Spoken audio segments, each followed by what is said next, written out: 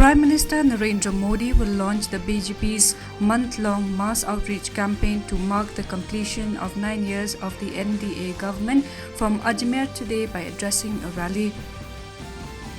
India defence exports have reached an all-time high, surging from 686 crore rupees in 2013-14 to nearly 16,000 crore rupees in 2022-23.